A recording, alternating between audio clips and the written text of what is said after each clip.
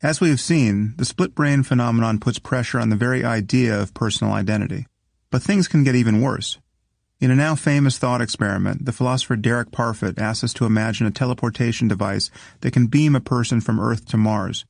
Rather than travel many months on a spaceship, you need only enter a small chamber close to home and push a green button, and all the information in your brain and body will be sent to a similar station on Mars, where you will be reassembled down to the last atom. Imagine that several of your friends have already traveled to Mars this way, and seem none the worse for it. They describe the experience as being one of instantaneous relocation.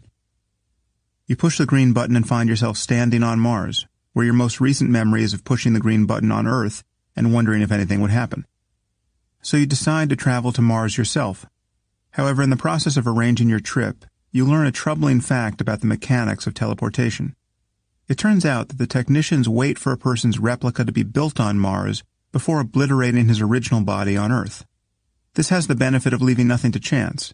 If something goes wrong in the replication process, no harm has been done. However, it raises the following concern. While your double is beginning his day on Mars, with all your memories, goals, and prejudices intact, you will be standing in the teleportation chamber on Earth, just staring at the green button. Imagine a voice coming over the intercom to congratulate you for arriving safely at your destination. In a few moments, you are told, your Earth body will be smashed to atoms. How would this be any different from simply being killed?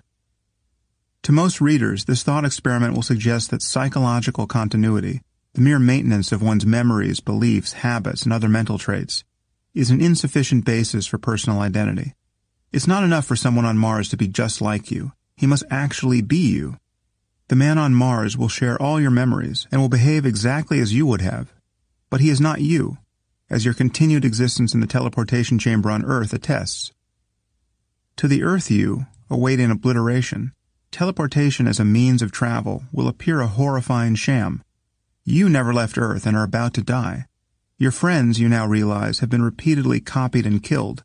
And yet the problem with teleportation is somehow not obvious if a person is disassembled before his replica is built.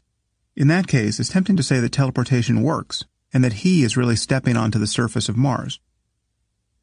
One might conclude that personal identity requires physical continuity. I'm identical to my brain and body, and if they get destroyed, that's the end of me. But Parfit shows that physical continuity matters only because it normally supports psychological continuity. Merely hanging on to one's brain and body cannot be an end in itself. Just consider the unfortunate case of someone with advanced dementia. He is physically but not psychologically continuous with the person he used to be. If he could be given new neurons that would emulate the old ones in his healthy brain, restoring his memories, creativity, sense of humor, this would be far better than keeping his current neurons that are succumbing to neurodegenerative disease. If we grant that the gradual replacement of individual neurons would be compatible with continued consciousness, it seems clear that the maintenance of psychological continuity is what we care about, and it is generally what we mean by a person's survival from one moment to the next. Parfit pushes the concept of personal identity about as far as it can go, and resolves the apparent paradox of teleportation by arguing that, quote, identity is not what matters. Rather, we should be concerned only about psychological continuity. However, he also states that psychological continuity cannot take a, quote, branching form, or at least not for long, as it does when a person is copied on Mars while the original person survives on Earth. Parfit believes that we should view the teleportation case in which a person is destroyed before being replicated as more or less indistinguishable from the normal pattern of personal survival throughout our lives. After all, in what way are you subjectively the same as the person who first began listening to this book?